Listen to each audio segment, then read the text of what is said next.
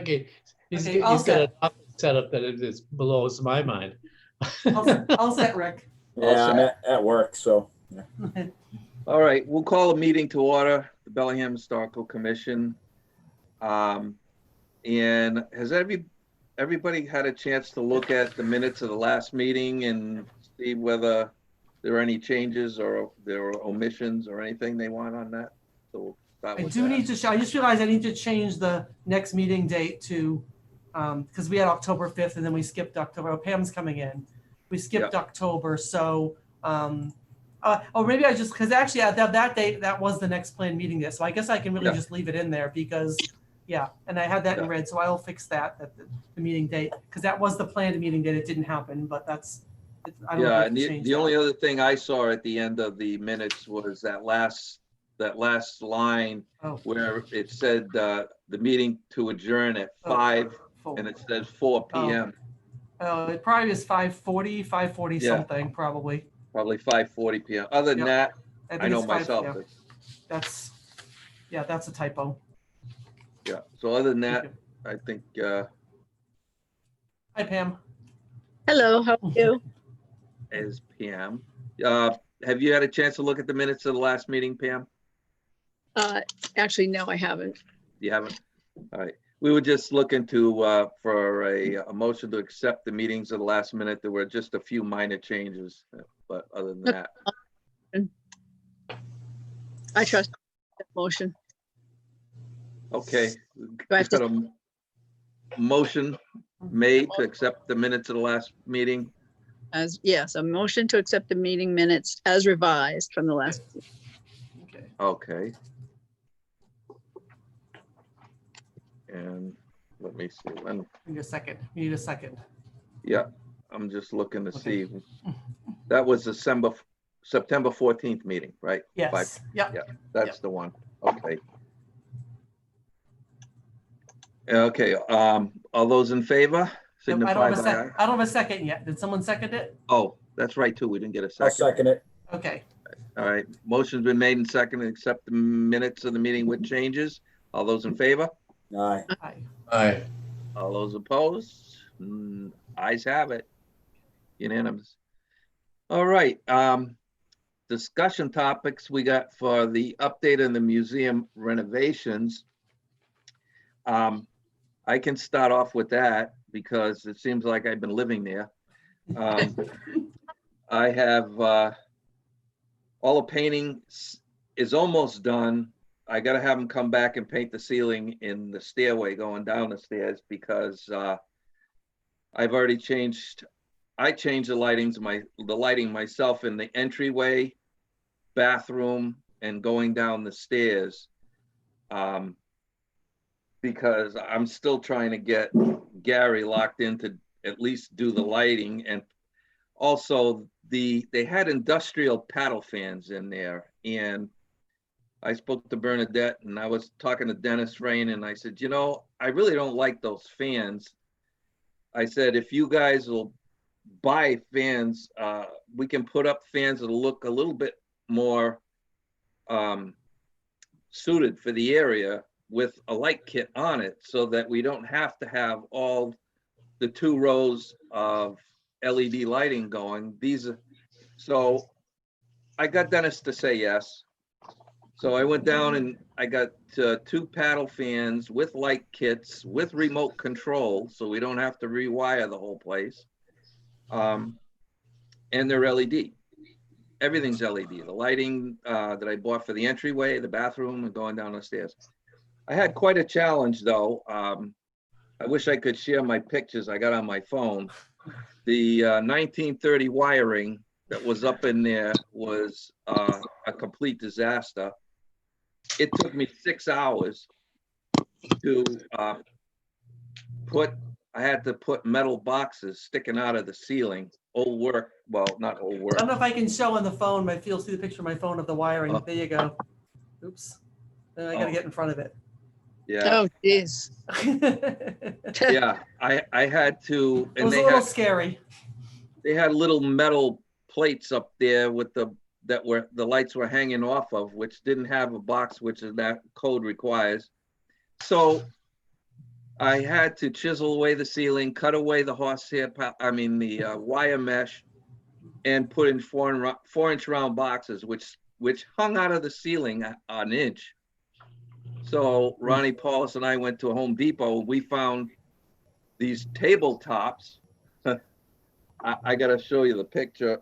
They wooden tabletops, but they were 1 inch, just what I needed. So he installed them for me, and I was able to mount the lights on They them. look like a medallion above a light, like the old-fashioned medallions above a light fixture. They look good. Yeah, it came out really, really good. I don't remember paddle fans. Are they upstairs?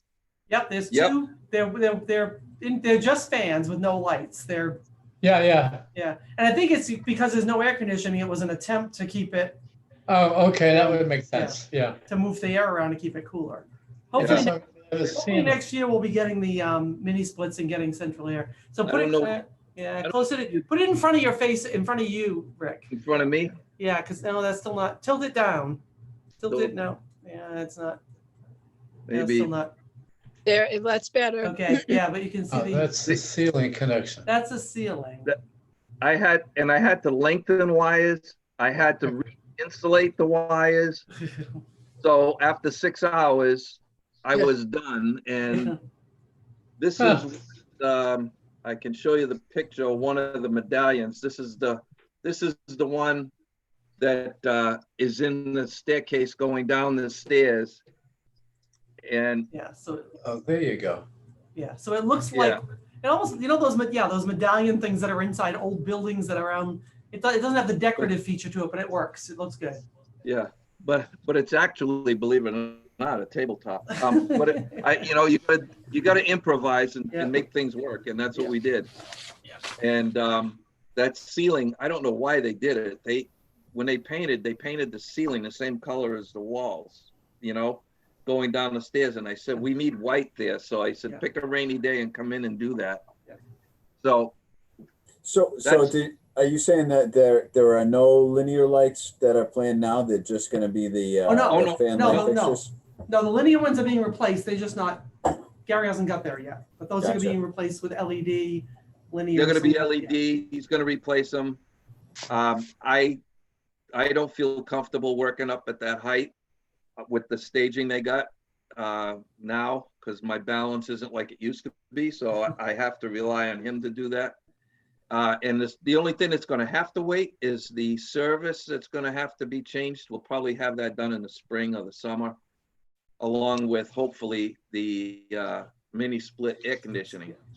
I'm gonna talk to Dennis soon about, because usually the town departments do their budgets in December, submit a budget. Mhm. So I'm gonna talk to him soon about what we should be submitting, because if we want to get money, one-time money in to get the mini splits and get that stuff in, now's the time to prepare to request that. So I'll check with him to see what, if Yeah, he was mention- gonna, yeah, If you can mention to him too that he's paying for the service. yeah, right. I That's can't the see service. why Yeah. we, No, I think we should get have it in, to pay I think that. we get, let's get it into the budget next year from the town. We have the plan set for so it's to upgrade to upgrade the service to 220? Is that what it is? Or what is it for? no, he's gonna upgrade the circuit, but the circuit breaker panel that's in the basement right Oh. now is obsolete. Okay.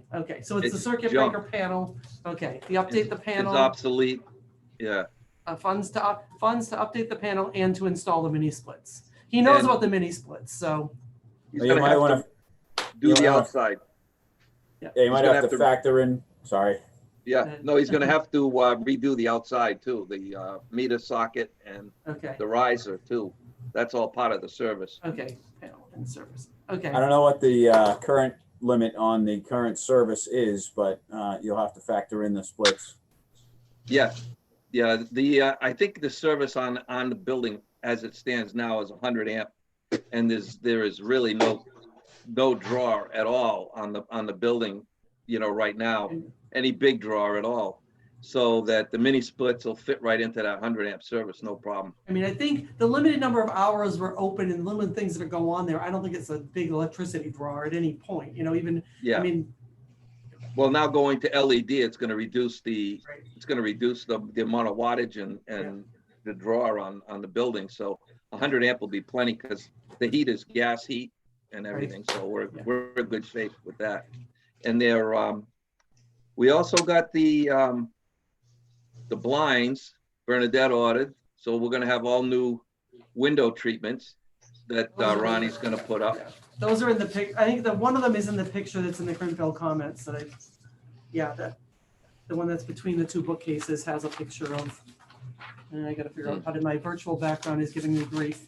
I was virtual gonna say you background. disappeared. I know, it's my virtual background. There it is. Anyway, there's a picture of those are there, as well as the radiator covers that Ronnie built are there too. Oh So yeah, they're bamboo, awesome. they're brown bamboo shades, so we won't need curtains. It'll just be a shade that will Drop drop down. down. Yeah. Yeah. Yeah, and Ronnie, I gotta say, Ronnie, I gotta give him kudos. Ronnie Paulus did a fabulous job with the heat, the radiator covers, because now the air can breathe and it can go through the radiator and the heat can come out the top. Before they just had a 1/4 inch plywood on the top of the heater and the heat couldn't get out. Because I mean, heat goes up, it rises, so you needed the opening on the top. So now it's well ventilated. So I think the heating is going to be a lot easier in there. And they really look nice too. The blue, the matching the color, they're nice. I thought the same thing, Bernadette, that we saw in the picture. So good job. Yeah. So that part's done, and so that's done. The floor. I think the flooring's completed. Yeah. We're almost at the stage to set it up. Yeah. But we can't really set the museum up right now without the linear lighting and the fans going up, because we can't block access, by putting stuff under it. So I've got to light a fire under Dennis.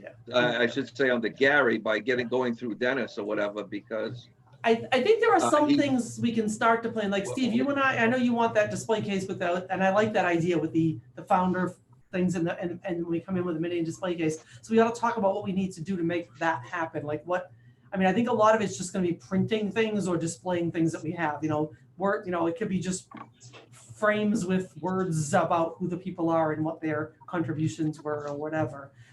We do have one. It's a very nice wood display case. It needs a little bit of sprucing up. Like literally the shelf that's on it is covered with a piece of satin that is so faded that I think even just staining the wooden shelf that's there or getting a new wooden shelf to put on it so you have multiple layers. The glass on top is a little bit beat up, so I don't know if we do raise some money, if we could have the top piece of glass replaced, because it's got a chip in one corner and it's kind of. But I think it looks like a historical piece of furniture, so I don't think it's worth getting rid of. I think it's worth keeping. It looks pretty old. A couple others are kind of we do have three of them. Yeah. We got three display cases that are so industrial and they look like hell. Yeah. And when Bernadette talks about the funding plan here, or the fundraising plan pretty soon.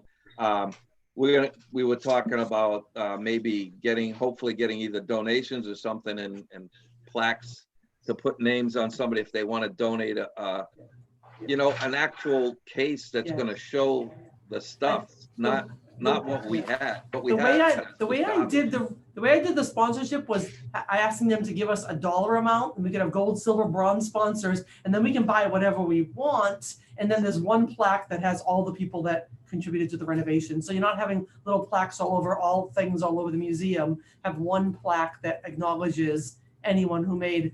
And I have, a significant donation. If they give us $25, that's great, thank you. But if someone gives us $1,000, they get their name bigger than the person that gave me. I'll be right back, gang. Okay. So, and I ran the sponsorship thing by Dennis, and he's good with it. We have a gift fund. He's fine with us going out to try to raise some money. So that's a good thing. I'll send it once this is all set. I will make sure to send it out to the Bellingham Business Association to see if those businesses want to hop on board. Yeah. So as you'll see, Ken Hamway wanted to talk to myself and Bernadette. He's doing a story for the Bellingham Bulletin, I guess, for December, and he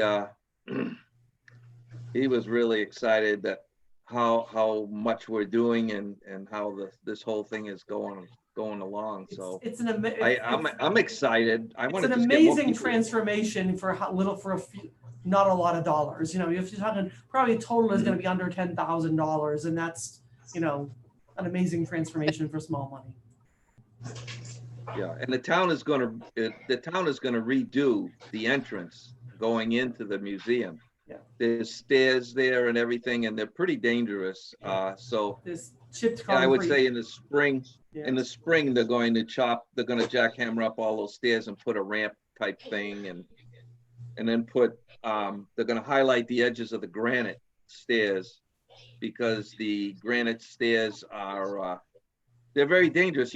You can't see the end of the step. You know, you go to go down onto another step, you know, and with older people, even myself, as old as I am, they all blend in together. It looks And like I don't think they're even. I don't even think they're even steps, because they're like, you know, there was like you had to have whatever the riser has to be. They're not standard. They're kind of all over the place. So that's all going to be straightened out, and you know, in the spring, I would imagine. Yeah. So yeah, I think the next step is really putting things back together. I think we just do one. You know, my plan of the areas. As actually we're taking stuff around, I was actually putting things back in the area where they're going to go based on the categories that we came up with. And I think we just start out displaying what we know is good and we know what it is. And then we take our time going through the rest of it to determine what stays on display or what doesn't stay on display, or what becomes a rotating thing or whatever. But I think there's enough good stuff that, you know, we can work on getting something done for, you know, to be able to open in the spring. What I'd like to do with all those bookcases that are just there, what I would like to do is buy, you know, those, they're like plastic lucite frames that just, they're stands that you can put a sheet of 8.5 by 11. So you can put 5 things on the display shelf and then describe what those things are. So people that are looking at something, but the way it was before, it was like number 4. And then you had to go somewhere else to find out what number 4 was. And it was just not an easy way for people to know what they were looking at. So kind of really spend some time laying things out with in some kind of order, which I'm not sure what that will be yet, but just something to describe what the things are better than they were described before, based on what we know about them, which may not be much. I would think that when we get close to setting up the museum is for you to get a committee of a few people to work on it with you to set it all up. And I know that once that article hits the Bellingham Bulletin next month, I think we're going to have some people that were kind of turned away in the past that were history buffs, that we can entertain using them, you know, to dig into stuff that, I mean, I don't even know. I was going to reach out to Margaret Maxwell too, because she knows the collection almost as well as anyone, I think, to see if she'd be willing to spend some time, you know, if we have questions about things, could she stop by and help us answer what they are. She's a very good source. Yeah, that was my plan, because I think she worked closely with Marcia, so she knows what was there before we took it all apart. Can I ask if you guys can still hear me? Yeah, I can hear you. Yeah, we can hear you. I can't see you though, but. Yeah, I got an error message, so I didn't know how bad it really was. Yeah, we can hear you fine. Yeah, but I mean, I don't know if you guys have any concerns. I mean, we've been kind of rambling on here of what's been going on, but it's been a lot. And right now, I forgot to tell you guys, I scored a new desk, a conference table, and some square tables that they used to have at the senior center that we can use for display. Put maybe those uniforms that are downstairs on them or something like that. I told Ronnie Paulus, I said, look, he says, I got this available if you guys want it. I said, good, I'll take it all. Yeah. I said, we'll put it in dominoes and we'll put the desk in the building, and how we set it up, we'll figure that out later. But so the I said, when you offer me desk and stuff, I'm going to take them. I'm taking them all. The So, desk is going to be this like a staff desk or a thing desk, and then the desk that is currently there, we were recently told was Clara Macy's desk. I gather is what you said, Rick, right? yes, the So I desk think- that was used Right. with all the duct tape on it. It has, yeah. So if we can That's- get that fixed up a little bit, maybe that could go in the school section and have things on it, but as a school desk, but say it was Clara Macy's school desk, because that would be kind of cool. Yeah, it was Clara Macy's desk, I was told the other day, and I said, well, we can't get rid of that. Definitely. But literally there is duct tape around the edges, like holding it together. That's so you didn't lose your sweater or your, Yeah.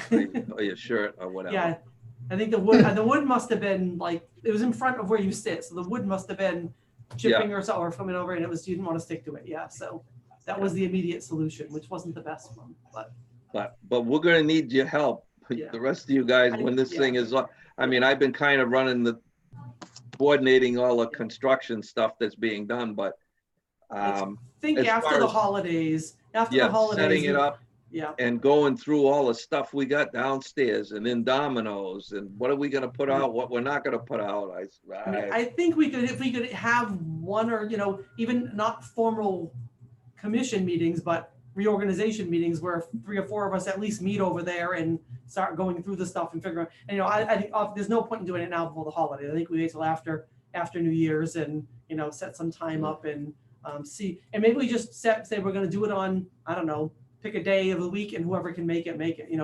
Is it Saturday morning? I mean, Saturday mornings in the winter might not be the worst thing, because people are free and, I know that I haven't been to some meetings due to the illness, but what is this business about Domino's? The stuff, we're using it to store things in the meantime, just the building. It's a storage building right now for the town. The town is using it to store things. Oh, okay. So Yeah, they're not going to tear it down? Oh, they are. Yes, They are. Oh, I next see. year. Next year. So we have time to keep things in there while we organize stuff. Gotcha. Yeah. They've given us a spot here to put stuff, so. I wasn't sure whether we were going into a museum annex or not. No, it's temporary storage, and we're gonna have to get the stuff out of there and the basement is right now is full of things, and there's a lot of stuff at Domino's. So we have to figure out what we're gonna bring upstairs, and whatever we don't bring upstairs, if it's small enough, it has to fit in the basement, or we have to get rid. There might be some things that we. So there was an outhouse that was, I guess, part of one of the, from what I know, one of the school properties the outhouse belonged to.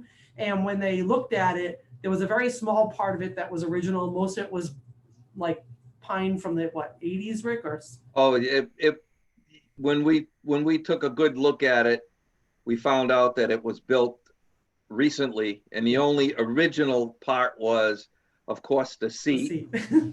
The seat and the door is original. So basically we still have it all. We just took the pieces off the side so it wasn't so big to store, and we'll determine what we're gonna do with, We mounted the seat on the door so they can they can turn the door. We gotta stand it up and they can turn it around and see the flap, or whatever. We can put a planter in it or something like you do with old toilet bowls, like a planter and make something, I don't know. I did like that they had a Sears and Roebuck catalog in there. Yeah, that was pretty funny. Yeah. Yeah. I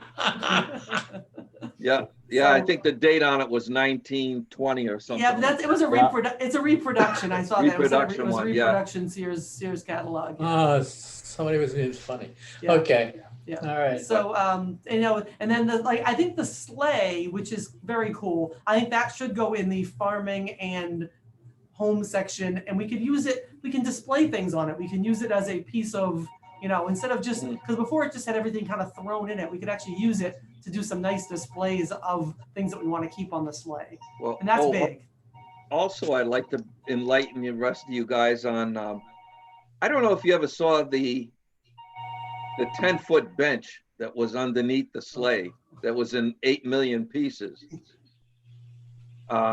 There was a bench there that originally came from the Upper Town Hall when it was, I guess, the Grange, and they used it for worship or whatever. There was a 10-foot bench there, and you had the seat and you had 8 million pieces. Well, one of the gentlemen that's on Ronnie's team, that's on a tax work-off, he took it home and he rebuilt the whole bench. It's completely finished now.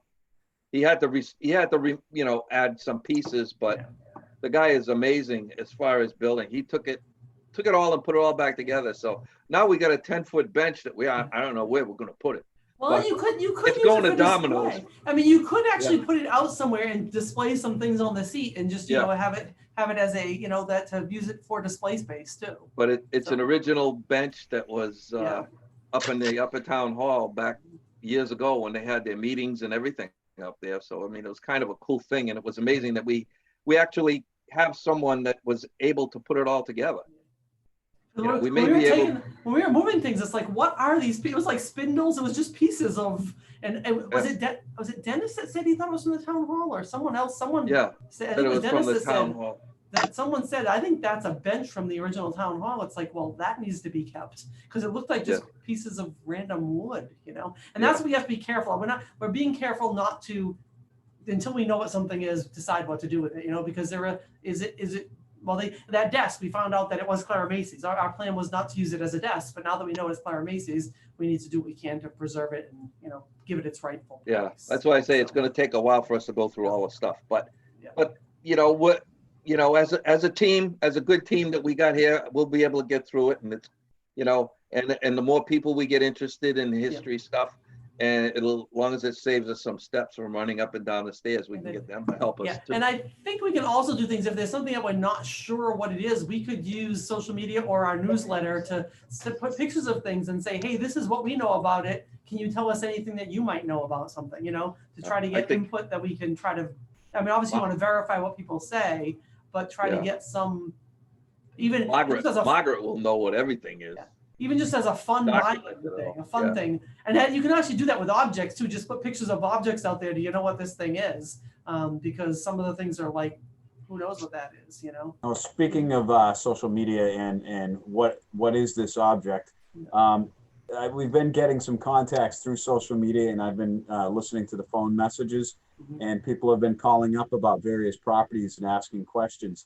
I know just a couple examples. There's a rock at 46 Maple Street that somebody asked about. Apparently, and I don't know if anybody here knows anything about it, there's a renter living there, and he said that the town had roped it off the rock, and he didn't know anything about it or know why. I couldn't seem to find anybody that knew anything about it, so I photographed it, and I emailed it to some people that are geologists and history buffs and stuff like that. And the running consensus, without anybody physically going out there and touching it and verifying it, was that it's was used by natives for grinding corn. So that's interesting because I know to date we've had a display of native artifacts in the museum, and in it it said that there was no long-term settlements in Bellingham. So that would be an interesting thing if that actually were, because that would demonstrate there was a long-term settlement. So I'm not sure if this is the same topic or not, but Danny Fisher, who used to be on the commission, sent me something a while ago about something, and I think it was on Maple Street, and it was about some kind of development going on, and she was concerned about development on native lands or something. So I'll look at that, Steve. Yeah, I'll look at that. It was a Facebook message she sent me because I know where. I'll look at it and I'll send it to you to take a look at what she said. I'd be very interested because somebody did put up, it looks like the posts are cemented in and stuff, and somebody put a rope around it. So, but there's no placard, no documentation. And she was supposed to send me something, and I never got it, and then it slipped my mind until you mentioned it. She was gonna send me. I want to say it was something like, I don't know if it was a notice to a butters or something. I forget what it was. But I'll reach out to her if I need more information. But I'll send her what you sent me. Very interesting. Related to that, and also related to, we were discussing over email, updating the mission statement, was some historical commissions in some towns have construction delays. I don't know if that's anything we have, or if that's something we would ever want to pursue. Construction delays? Yeah, so that's from the documents that you sent over. Right, yeah. So one of them just said that a lot of towns have bylaws where a historical commission can interrupt construction with a construction delay. Yeah, if it's a historically significant site. Right. So related to that, okay, That's- you're gonna dig up that rock. Yeah. Maybe we would say, okay, well, you need to delay that 30 days so we can get somebody to go photograph it, document it before you Right. move it. yeah. That document from the historical commissions was interesting because a lot of information in there things that were supposedly our responsibility or are things that I had no idea about. So I thought it would be an interesting thing to share. It was very good. Yeah. Yeah. Yeah, that I agree with you, Steve, Yeah. that in the past, I don't think the historical commission has put a stop to anything that was Yeah. historical or with construction or anything. Right. And we still have a few places within the town that are Right. historical buildings that, we should, I don't know what our authority is, but if we have any authority, we should see about, preserving it. I mean, I think would probably have more say over municipal owned things than private property, I would guess. I Yeah. don't know. Yeah. I can tell you Medfield is very activist, and they do have the power to interrupt construction, and they've stopped the destruction of the Cook, whatever that is, the Cook Tavern and the Peak House right on 109 there. And they have stopped construction there like over and over and over again. Not that I would want to do that. I don't even know that that's necessarily valuable, but I think it was interesting to see what the charge of a commission is versus a historical society, because the society it seems like the societies do more of the museum thing and the commissions do more of this preservation work, is how I interpreted these documents from the state. And thereafter, I looked at Franklin. Franklin has a commission, and then they have the nonprofit that runs their museum. So theirs is like two separate entities. So they have the nonprofit is running the museum. So we don't have a nonprofit. So like a Friends of the Museum type thing? Right. It's right. They have a charity. I think it's the Franklin Historical Museum is a charity nonprofit that is controlled by the commission, but it's run by its own nonprofit. That's what I'd like to see happen with us too, because that would, bring in more interest, people that are more interested in the history of Bellingham and preserving it. And, there were a lot of, I've had people approach me too about Bellingham and what was here and what was on my property. I just bought it. It's got some old foundations. I said, right now we're in total disarray. I couldn't tell you. But he owns a place on Farm Street. I get an email today, and I don't know, I didn't even look if it came from the history or from my personal email, but Heather McCarran, who works for the Milford Daily News or whatever whatever their corporate name is now, and she was looking for some information about the Scott family, because I guess someone who bought the house, I don't know if it recently sold, the Scott family house on North Main Street, found some kind of saber in the house, like 18 something saber, and they're trying to figure out what the history of this saber. I don't think they contacted the newspaper. I just sent her. She was looking for history of the Cook family, so I just sent it to her from from the 1919 book. I sent her the summary of what we knew about the Cook family and how they got to Bellingham. But there are definitely people asking questions of us that probably haven't been asked all along, and I don't know if they were answered or ignored in the past. I have no idea. Well, before that thing goes to parts unknown, I wonder if you might ask her if we could have photos of it or something. Yeah. Yes. That might. Yeah. That's a good idea. I can do that. Mm-hmm. I have to look if she sent it to me as a librarian or if she sent it to me as the historical commission, because I didn't look which way it came from. But I will. And either way, we can ask for photo. Ask her to ask the family to submit some photos to us. I'm sitting here realizing that my naval sword has turned up missing. Maybe it's mine. Yeah. It could be. Yeah. But as you can see, we are. It's like fasten your seatbelts, because we're taking off, and this it's not going to be looking the same once we get going, and we could go on and on and on that, but I know you want to go to bed at some point tonight, so we can. I think when it comes to our mission statement, I think we need to think about the mission statement as far as this historical stuff goes before we adopt something. Really take a hard look at and talk to the town, talk to Dennis and the What's their expectation? what are their expectations and what, right, yeah, because, you know, this is new information to me. And I was just looking at the mission statement and looking, okay, and I just Googled like mission statements for historical commission, and that came up for summary sheet for new commission members. It's like, maybe I ought to look at that.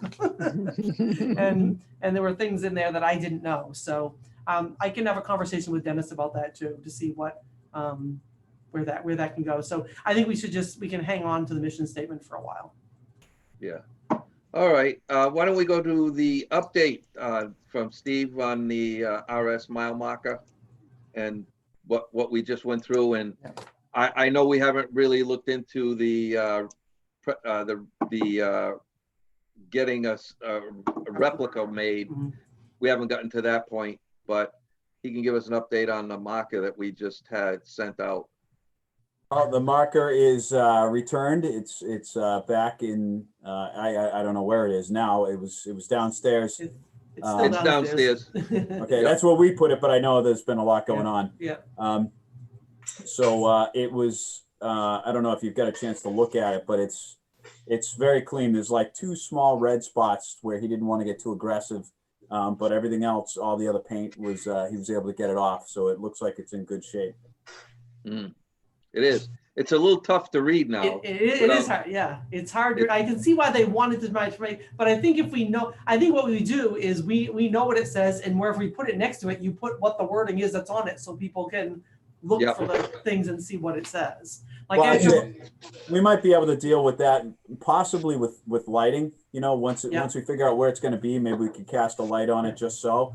And certainly, if it's still on, you know, you can't see it, then we could take some kind of a rubbing of it or something that we Exactly. could modify it.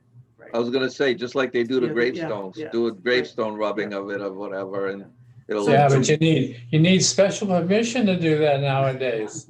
It's illegal to rub a gravestone. Oh, is that right? Yeah, yeah.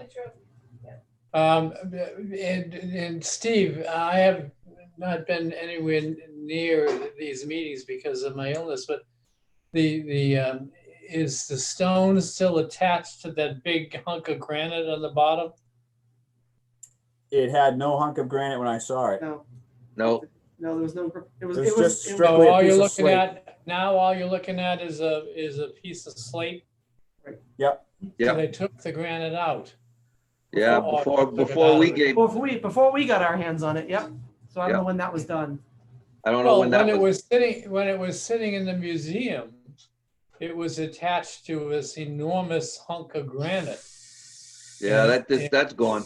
I don't know when that happened, but so when we took the place apart, it was already, when you took it away to be fixed, it was already separated from the granite. Yeah, I have never seen the granite piece.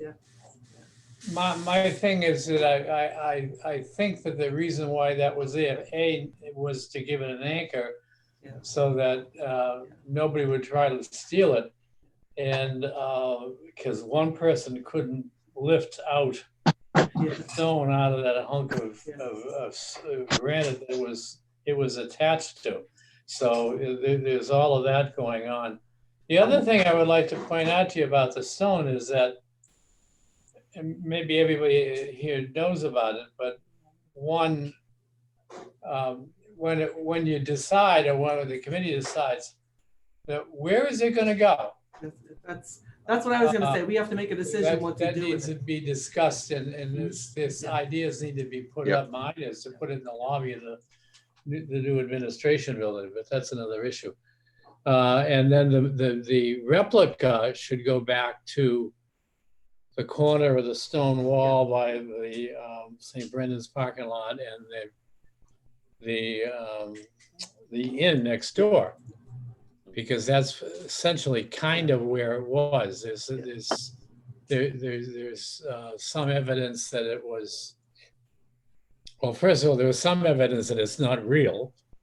There's some evidence that it was in the section between the rectory and the front door of the inn, and so and it's moved around, as everybody knows. It's moved around a lot, so that's something that needs to be thought about. What are you going to do with it after you get all of it all of Yep. that put together. And The other thing people about need the replica, I'd like to propose that we wait till next fiscal year to get the replica done when we have some more money, because our money is. Oh, yeah. I'm money's not becoming talking an about issue, doing it so tomorrow. if we can wait, and see if we can work on getting an estimate of what that's gonna be, that would be helpful, because then we know how much money we need to do it too. I think I Well, saw, that's- did I? That's going to be in two parts. That's going to first be locating and transporting a chunk of black granite, and then it will be getting it cut. Getting it cut's not going to be very expensive. Getting the granite's going to be the cost. Mhm. Okay. So that's, Okay, you don't have you don't have any ballpark numbers at all yet, though? Nothing yet. I got to find it. I guess you got to get it from Georgia, and I got to find a supplier that can get it to me. That place on the Medway line, what's the name of that place? The Swenson? Swenson's. I don't know. Most of the places around here will cut it if you have it. Okay.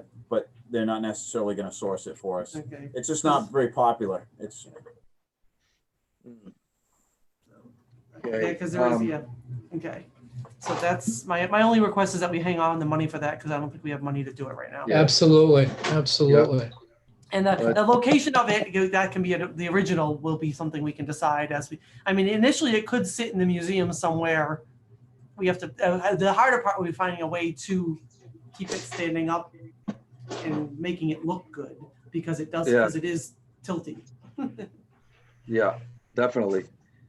Also we'll go to the Crimfield comments draft and mailing plan. So I talked to Dennis today. So right now there's 80 something people that we have to mail the Crimfield comments to. After we cleaned up the list of 300 something, we have 80 something that said they still want to get it. So when I look back through in the past, I think she probably printed like 1,800 of them, mailing 300, and then 1,200 were distributed throughout town at different locations. The cost to print of them is going to be $1.66 per issue to print. And I'm actually going to do it in-house here at the library, because I have 11x17 color printer that there's no reason to take it out unless you can do it cheaper than $1.66. Two 11x17 double-sided color. And what's the total quantity? Well, I don't know. That's what we're here to discuss. So we need 100 or so to mail. Okay. And Well, then, yeah, right. And then in the past, I know the library is on this list for getting, where did it go? I want to say 50 copies or something. And literally we threw them away. People weren't picking them up here, So I think we can lay off on printing as many as we did before. And they were distributing them all over the, restaurants. And a lot of those places don't have the foot traffic right now that they've had because of COVID. So I think it's kind of a waste of money to print things that may never get distributed. So what I did is I looked at all the town locations that we were distributing to, the fire station, the schools, the police station, the town hall, and that's 130. If we did 10 at each location, that's 130 copies. So maybe we print 500 total, 100 to mail. I don't know. I don't know what we want. And then, because if we do 10 at every location we did before, that's 330 copies. But it's a ton of different places, and someone's got to run all over town. If we did the 330 and gave more to town locations and said, okay, you can pick up your Crimfield comments if you wanted a print copy at the senior center or at the library or at the town hall. I think they should be more or less in the town buildings. If they're really interested, they can get them there. Because I don't think they were picking them up at the other locations at stores. They wound up getting thrown out. And And the other thing is I'm going to have it on the town website that people can just click on it and read it online too as a PDF. So the physical print copy isn't going to be as important. If we print the 430, the cost will be $713. Right now we only have $944 left in our budget for this year. So that's going to kill a lot of our money. So I don't know, do we go down lower and just not distribute as many? We could do as little as 100 for the mailing and then 130 around town and do it for $400, which would keep half of our money. And we could always just print some to start, and if they disappear, we could print more. Because if I'm printing them in-house, we mail the ones we have to mail, and then if we have people notify us that they run out, we could print more. That's probably the better way to do it. Give 10 copies to each of those in-town locations, and then have them notify or we check in and see if they're gone, and then we can print more if we need them. I can't see printing more that just get put in a recycle bin. It seems wasteful. Well, we threw a lot of them away Yeah, over the past years. Well, We had so many. I don't think the last year's got distributed. I think Marcia got sick, and I think they were just sitting there and didn't actually get distributed. So, but I think we can, because if we do the publicity that you can get it online, it's still accessible to lots of people. Yeah. They're not going to be left. They're not going to be left in the dark. Yeah. So because there's so many more ways to be in contact with the historical commission, like you said, with the online newsletter. I mean, so we're not going to be invisible if we don't. So the print one. The print one is going to look like this. We're just going to get the town. We're going to put some kind of. I have to go to the post office and find out what I have to do to mail it. So I think you have to put some kind of a little circly thing here to hold it closed, and then the postage goes on it, and it goes out in the mail. So the town is covering the postage. We don't have to pay the postage for the 80 whatever number we have to mail. So the town is taking care of the postage. So that's good. But it's kind of ready. This is the sample. It folds in half. This is the full thing. It folds in half. The mailer's right there. We print labels, throw postage on it. It's good to go. So are you guys good with me just printing like 250? 100 to mail and 150 to have around town? Yeah, you know what? My screen keeps freezing, so I kind of have bits and pieces of what you were saying. And sometimes it was just frozen and I couldn't hear anything. But if you're doing them in-house, then yeah, you can just, or if you right, need more. exactly, right. That's probably, I think that's a better idea, because really, I mean, I have, right now, we're pretty slow. I print these out. I can have people that are sitting at the desk, fold them and, Yep. and get them ready, and we'll just do them in-house. And the cost is the library cost to print them. I don't know what it would cost to print 2 11x17s in a real print shop, but we pay, it was 18 cents for each color page, and that's what we pay for the service for our copier. So, but I can print them on 11x17. It's 8 pages. You fold them in half, and you have a nice looking document. I can actually, I'm going to look to see. We do have a long stapler, so I think I can actually open it. I can actually put the staples on the, in the crease too, to get them stapled. So I think we can do them in-house, and it's not that many, so, and maybe we just staple the ones we're going to mail, and we don't staple the ones that are just going around town, because then people can just pick them up. Okay, so I'm going to make a motion that we print 250 to start of the Crimfield comments, 100 to mail and 150 to distribute around town. I second it. All right, we got a motion made and a motion seconded for the number you stated. Yeah. Well, I'm getting old. I 250. can't even remember what you said. All those in favor? Aye. All right, all those opposed? No, ayes have it. Very good. Why don't we do that then, Bernadette? We can So take once we get the picture from the Veterans Day ceremony, put into the Crimfield comments, it's pretty much ready to go. So my goal will be to get it out to the electronically, get it out first, and then maybe next week I can print out the print copies and get the print ones out. I have to go to the museum because I think there are sets of labels already printed.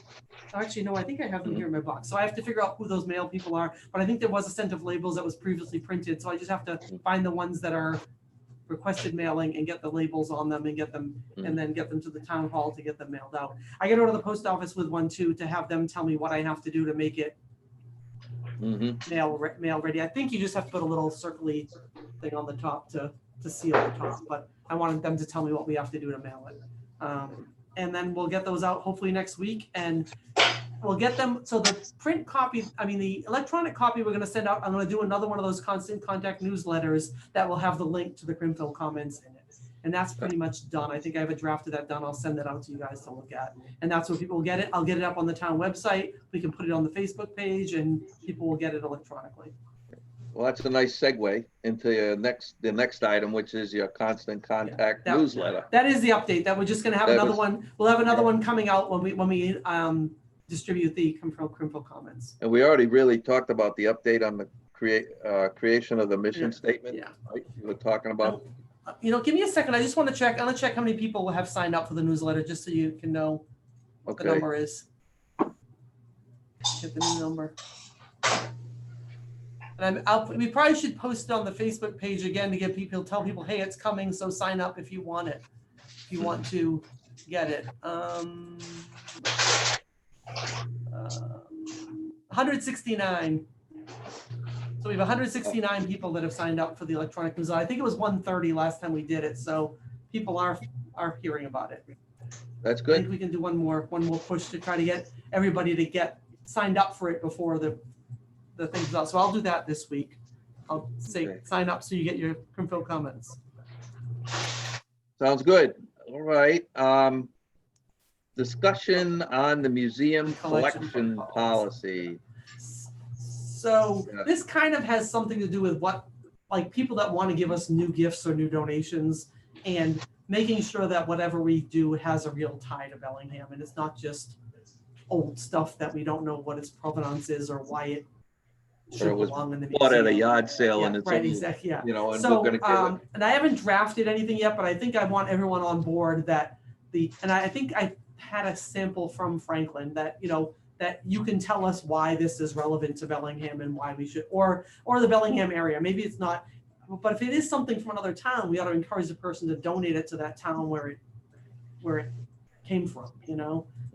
So I haven't really worked on that yet, but I just wanted to get everyone on board that everyone agrees that if we're gonna collect new things, we need to make sure that they have a relevant tie. And it doesn't mean they have to be 50 years old either, because, you know, today's stuff is tomorrow's history. So we should be collecting things that are from things that are happening currently. Yeah, just to let the other members know too, that this past week, Sergeant Eddie Gazowski, that just retired from the police department, he donated the first defibrillators that were in the police cars that came out years ago.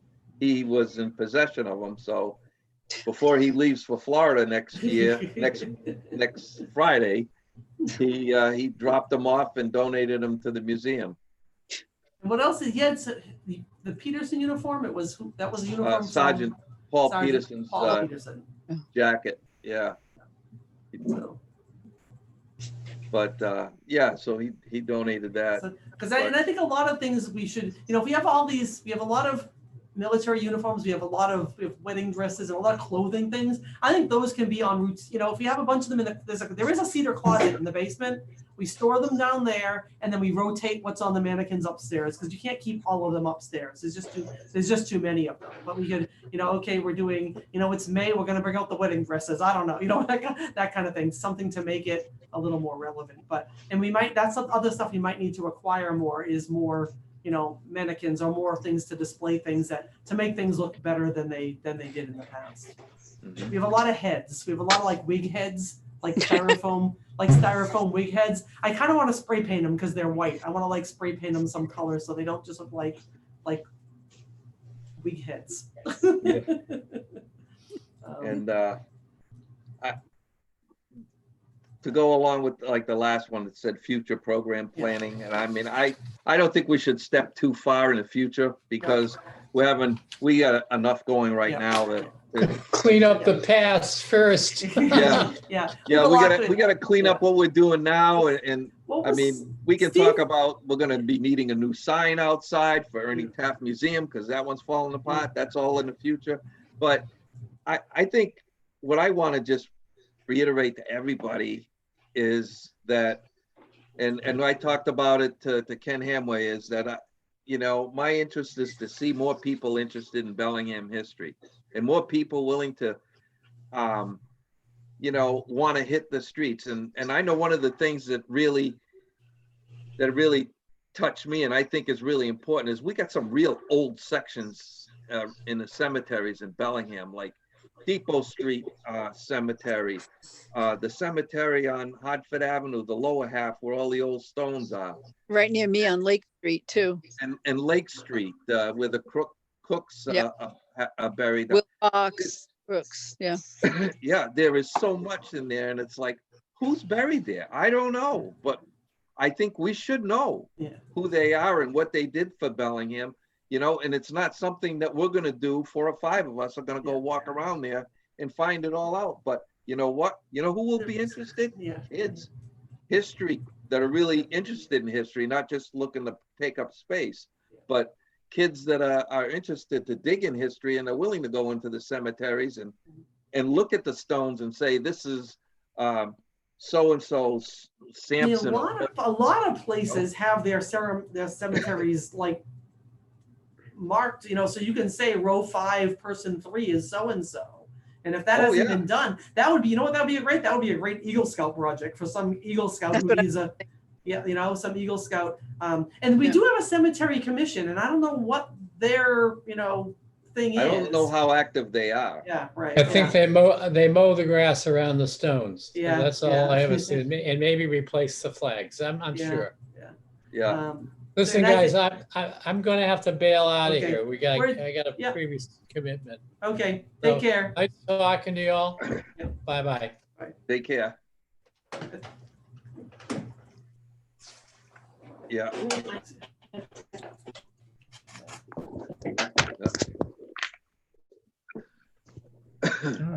Okay, so. But it's just I think we're going to be able to really branch out, and Mhm. just like I said, the more people that are involved and want to do stuff for the commission, the better off we're all going to be in the long run. And that's the end of my soapbox thing. The only other thing about programming, Steve, you had proposed doing some virtual thing. What was the thing you were talking about doing? Are you there, Steve? It says his mic is Mike's off. off, yeah. Thank you for reminding me I was still muted. Okay. Oh. Yeah, similar to when I did the French neutrals thing, Yeah. I could do, I have one that was already previously done that I could do again. It was on Catholics in Bellingham. So I think maybe after the holidays, maybe January or February, the dead of winter, when people are looking for something to do because we still can't go anywhere. Yeah. And we have to take our Christmas decorations down. I No, already put our tree up, but that's another story. I'm thinking mine's gonna go from Thanksgiving to March this year. I think that's the plan. one Pretty that's in the future, I don't know if you think they'd be interested in this, but I've been reviewing probate records for Bellingham, and like pre-1850, and there's a lot of interesting stuff in there. Like one lady, the town selectmen were thinking about the name is Darling too, and I know there's Darling still living in Bellingham, and I believe the house in question was in South Bellingham, but they Isn't were that the gun thing was a Darling? Yeah. The gun. Yeah. Yeah. But there was concern that that through her drunken debauchery and licentious behavior, that she would bring her children to ruin, and the selectmen were discussing how and when and if they should intervene, and this went on for like 7 years, going back and forth with her. So When we were researching the book, we found something, and it was about the poor farm thing. There was some young woman who was like with child and not married, and like it was like reading it was like, oh my God, I guess they did do that stuff back then. I forget what the details were, but it was like pretty harsh, like judgment, and like well, I think it's funny if you read the stuff that I read. Anyways, the selectmen were not so concerned about the morality of this woman's behavior, but that she was going to become a ward, and her family was going to become a ward of the town. Yeah, well, it was about, they were worried about who's going to pay for it. Exactly. It might be the same. So these were in the records of the poor farm that we saw in the vault at town hall. Oh, I got to see those myself. Because the only thing that I know about that is I read through some of the annual reports. Yeah. And I read one of the annual reports. It was from like 1820 or something, and it had some of the reports were from the poor farm. Yeah. And that it was very. They actually have this has a narrative, it has reports, and it also has like we paid Milford $6 to take care of that person, and they paid Bellingham $3.84 to take care of, because every town was like, I'm not paying them a dime more than I have to. So if they really live in your town, you got to pay for it. They were like, it was it looked like arguments about who was going to pay for these people. I see tons of that in the probate records, where the town selectmen are trying to slough off their indigents on other people. Yeah. Yeah, right. The other interesting thing that we found is when like the town of Bellingham, when Medicare first passed, the amount of money the town was spending on healthcare for, because I guess before that, towns were spending for indigent people for healthcare. And then the town budget just like changed because it was like, I mean, it was in the 60s, but it was like $30,000 no longer to be spent on healthcare for people that had none. You know, it was kind of an interesting just change of how things changed because a federal law came in that changed what local towns were responsible for. Interesting. Yeah, So listen, I have to get going. Is there anything else that we need to vote No. on? No, I think we're done with all the voting part. Yeah. yeah, I was gonna say before we even entertain a Yeah. motion to adjourn, I Yeah. just wanted to make sure Pam and Steve, if there's anything guys want to bring up before we close out till next month. Pam, I would like you to edit the criminal comments, look at it one more time, see if there's anything Okay. glaring like grammar. Cecily went through it for me, but I'd like your professional eyes to give me an okay Okay. on it. I got to page 4, so I'll just finish. Yeah. Okay, great, thanks. Rick, can you Okay, stay on yeah. the line for a minute? I have a question for you. Sure. Okay. So I won't listen, but I have to stay on so you guys can stay with each other because if I get Yeah. off, you're gonna be disconnected. So I'll mute myself, I'll Oh. get off. That's fine. No, Oh, do you want to do the formal adjournment? yes, yes. Yeah, we need a motion to adjourn. Yeah, I'll I'll move motion we to adjourn. Okay. I'll second Right. that. a motion made to adjourn and seconded by Steve again. Okay. All Okay, those in favor? Oh, I'm sorry. Aye. All In those favor. opposed? Oh, unanimous. Okay, Okay. we're officially off. Okay. Done. So I will unstop recording. And Rick, why don't you just